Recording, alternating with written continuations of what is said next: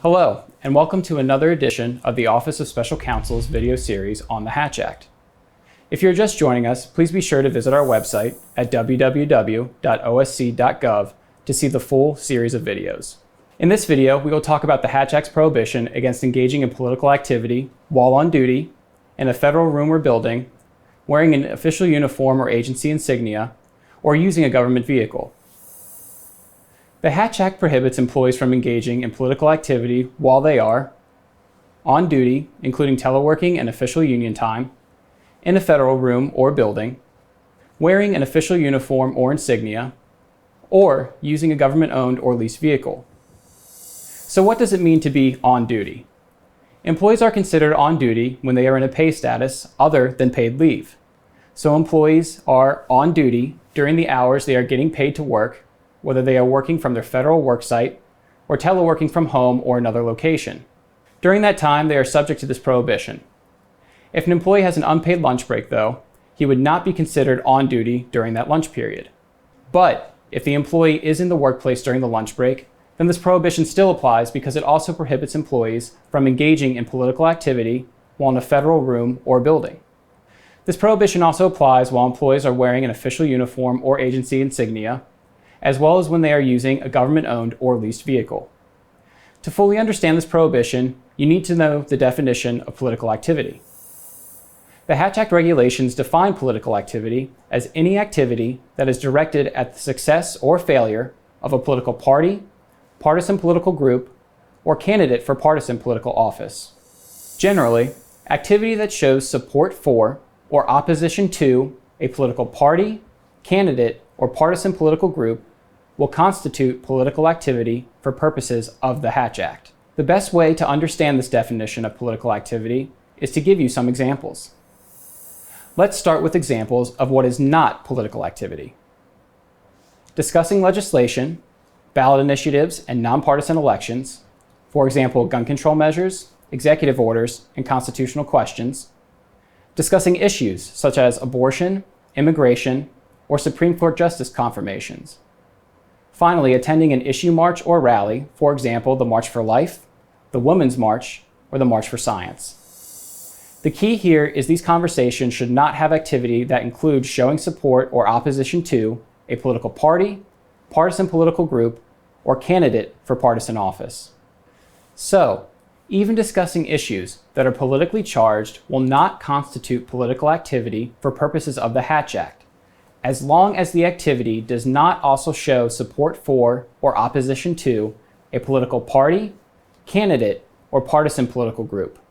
For example, two employees at work may discuss their views on immigration policy, but they may not, during that discussion, show support for or opposition to a political party or candidate in supporting their views.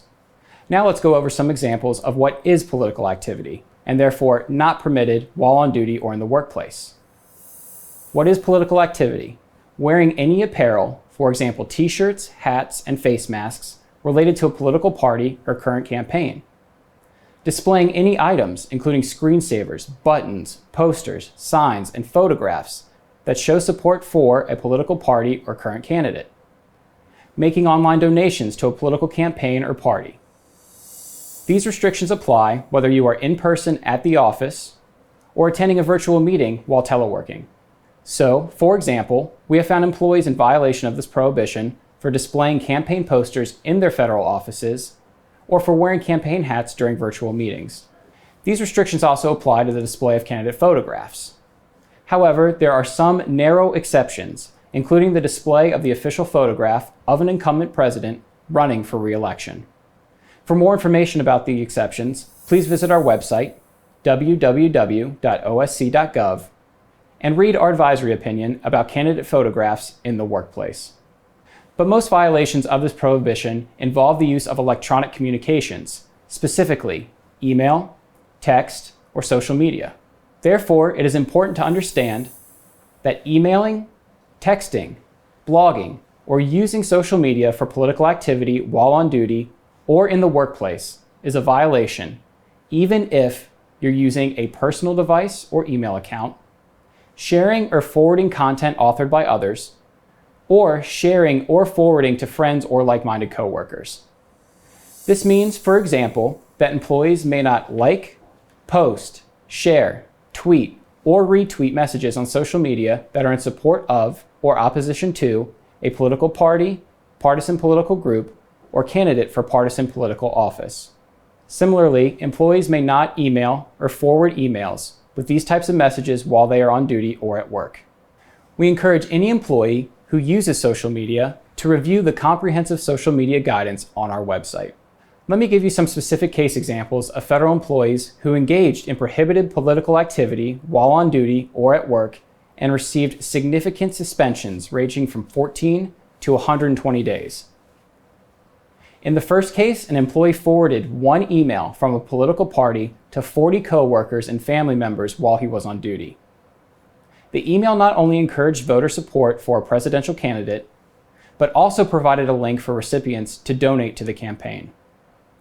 The next case involves an employee who used an alias social media account to frequently post messages to Facebook and Twitter that supported or opposed candidates or political parties. In a more recent case, an employee giving an official PowerPoint presentation included a slide encouraging participants to vote for candidates of a particular political party. The last example involves a customer service representative who, while working with a member of the public, criticized a candidate and explained why she disagreed with voting for members of that candidate's political party. As you can see, all of these violations were found to be serious and resulted in significant disciplinary action. It is important to note that there is one exception to the Hatch Act's on-duty prohibition, but it only applies to presidential appointees with Senate confirmation and certain high-level employees working in the executive office of the president. These officials may engage in permitted political activity while on duty, in a federal room or building, wearing an official uniform or insignia, or using a government vehicle. But the cost of the political activity cannot be paid with the funds from the U.S. Treasury, meaning the government cannot fund their political activity. This concludes our video on the Hatch Act's on-duty prohibition. If you have any questions, please contact the U.S. Office of Special Counsel's Hatch Act Unit at 800-854-2824 or hatchact@osc.gov.